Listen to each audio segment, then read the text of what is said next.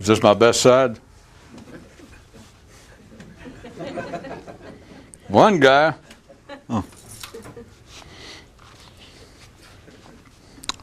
used to gaze at a distant mountaintop and think, if I could reach the top of that mountain, I would be a different man.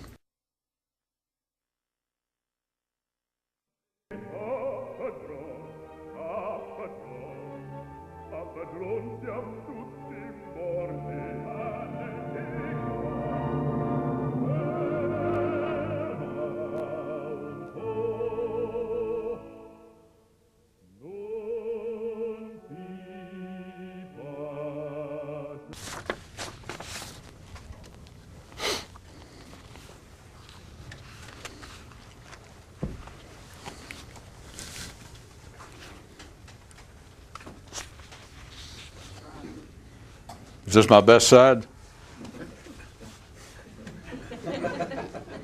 One guy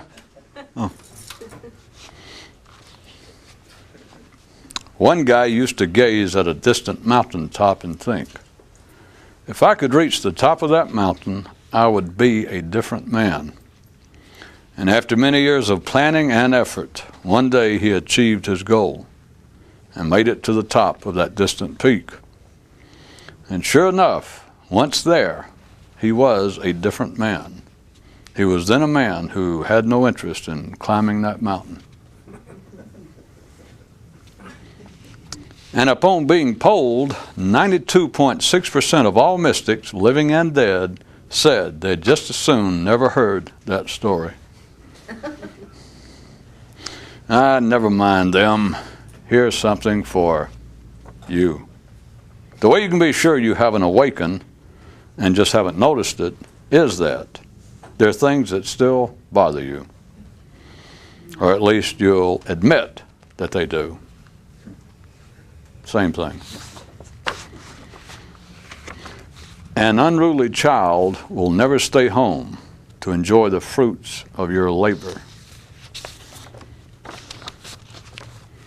As they stroll through the woods, a man asked a mystic how to describe this secret we search for. And the mystic pointed down to a stream and said, the reflections you see therein are constant, but the water in which they are reflected is never the same. An idiot child, no matter how taught, will never absorb a language not his. One man says, I used to feel a great deal of pressure, but since thinking about it less, it has greatly decreased. I almost said miraculously decreased, but the closer I get to seeing what this is all about, the more distant becomes the notion of anything being miraculous. It is, in fact, things mundane, routine, and everyday which are astounding, and the only miracle being that we do not normally see them as such. Yes, I used to feel a great deal of pressure, but since thinking about it less, it has damn near disappeared. And now for tonight's question in celebration of Transcendental History Month. In a herd of mystics, how can you spot the one who is deeply concerned? That's correct. He'll be the one stumbling and falling down, tempting the thundering hooves. Of course, as always, being of the mystical persuasion carries with it its own subtle side benefits. In this case being that a man more aware can only be trampled by himself. Ain't it downright neat to have no one to blame but you? But then, of course, to discover the dreadful truth about what your you is. is there no shame for the alert. A runaway child will never come home to collect the reward you've compiled. One man said he used to have the Buddha disease but got over it. And another asked, "Did you say the boogie disease?" "No," replied the man, "I said the Buddha disease." Another guy scratched his chin and said, "I don't believe I ever heard of the Buddha disease. I've heard of the boogie disease." "All right, damn it," replied the first man, "I got over the boogie disease. Does that satisfy you?" And the second guy said, "Oh, I was quite satisfied before you ever got here and started talking to me." And the first guy suddenly grabbed him in a full hug and cried, "Buddha, it's you!"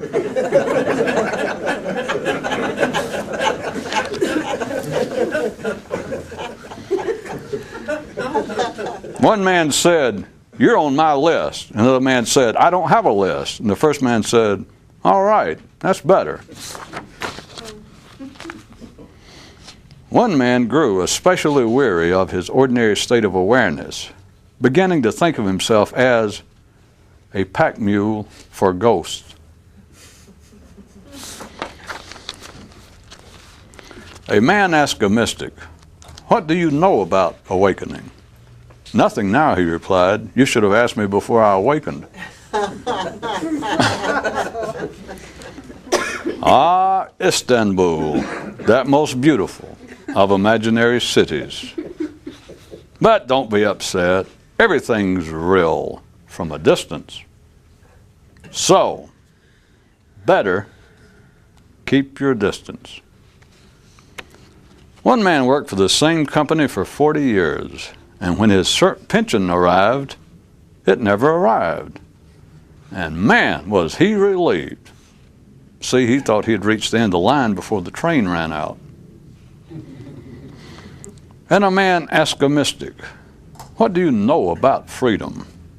"Nothing now," he replied. "Should have asked me while I was still imprisoned." Once unruly, always so. Once run away, never to return. A man only has what he has, and if he knows not clearly what he has nothing.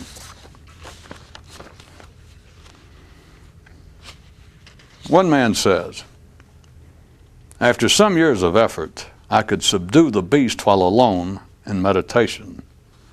But then when around people, they made me again want to think. Then I discovered the trick.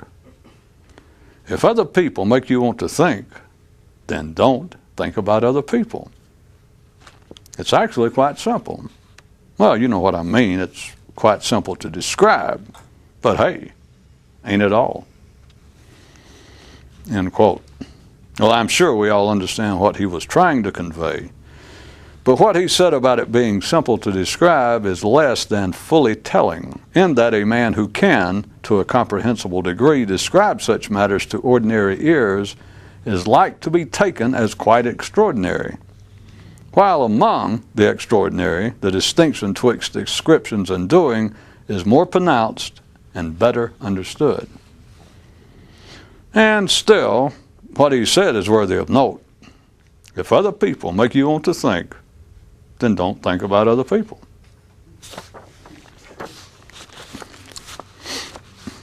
One man mused, maybe if I quit calling the great struggle a struggle and the secret effort an effort, they'll go back to delivering pizza to my house again. Maybe is a big word, my friend, but not that big.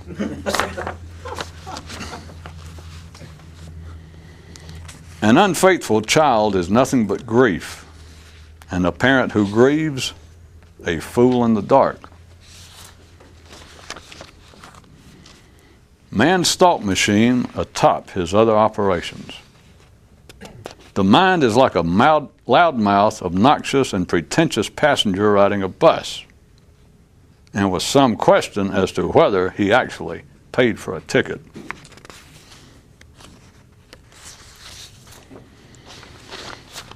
I stared at a movie, then at a photograph, then at a painting, then at a blank wall, not immediately recognizing it to merely be one of diminished sight and sound. Flowers bloom from the outside in. Trees grow from the top down. Rivers flow from the bottom up. And men discovered their nature in an opposite direction. One man's, "Here's the way I do it." Quoting him, he says, "I remember the future and plan the past." A man asked a mystic, "Can you be both a poet and be awakened?" And although the mystic did not reply, if he had, he would have asked the man, "Can you drive a stock car while performing a circumcision?"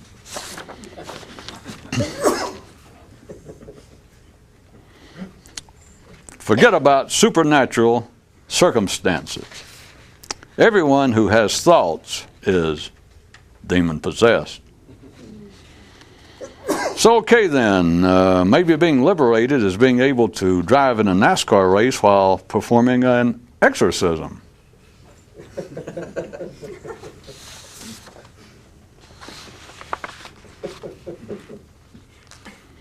There was once a man who had a container that he thought he carried things in. But any time he'd look to see what was in there, it'd be empty. Yet, just as soon as he'd look and find it empty, he'd immediately forget what had just occurred and go back to believing that he was carrying something in it. This scene replayed itself millions, perhaps billions of times, until one day he looked in a particular way, only to see that the container itself did not exist. From our Randy Dandy Ain't It Handy Handbook of Thumbnail Guides, this: the way to tell that you're taking the mind too seriously is if you're taking it seriously.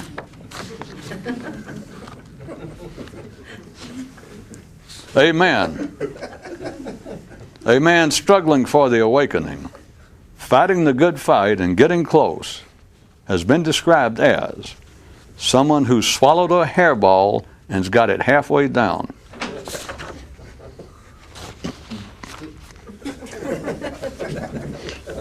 To himself, one man said, "Okay, let me see if I got this straight. First you're unaware, then you're aware, and then you're unaware again?" I just read them. Someone asked a mystic if he was enlightened. "Certainly not," he replied. "I'd be ashamed to say such a thing."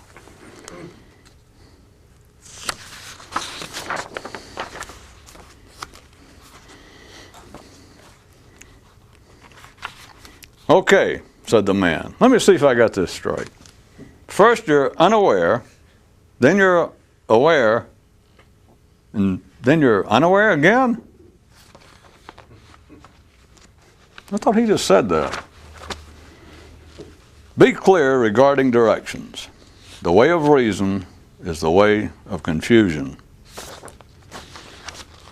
After one guy discovered the benefits in not thinking about other people, he thought, hell, why not try it regarding me? For most of his life, with never any doubt, one man knew whether he was at home or out traveling. Then times came when he was not so sure. Regarding seriousness and this type activity, if you think about it, it is. And if you don't, it's not. How big does a hint have to be before someone stumbles over it and hurts themselves profitably? The man by the front door at the Mystical Lodge said to the people in the limo that drove up, "Don't even think about thinking right if you can't act right. And if you can't already act right, don't even think about getting out of that car." And one man moaned, "Trying to achieve enlightenment amidst all this chaos and turmoil is indeed a challenge.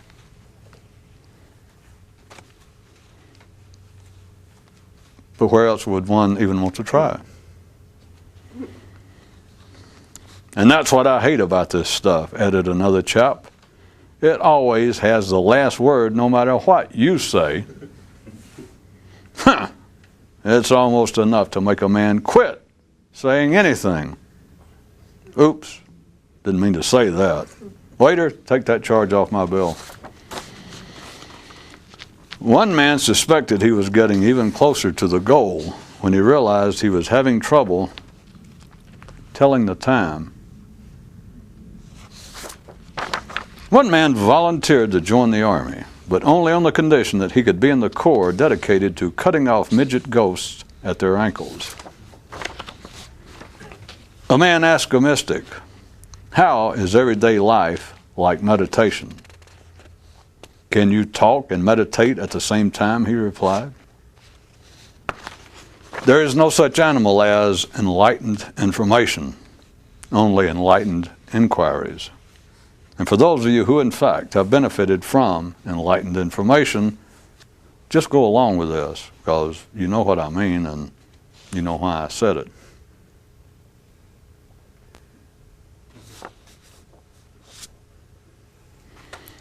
And a certain gentleman, upon hearing that last item, immediately rushed out into his yard as he asked himself, "Why is it that you can't talk and meditate at the same time?" And his bushes knew, and the sparrows knew. If your sky was clear, you'd know too. No child of man is a man's true child, and this is the key that unlocks the mind. The body gives birth to bodies, and the clouds just smile at the upstart dew. When one man first began his mystical quest, he heard many about him express fear that they might fall into the hands of someone who would hypnotize them and drag them forcibly deep into this exotic activity. But after some years of the struggle on his own, he began to wish that he would meet someone who would hypnotize and drag him forcibly deep into it all.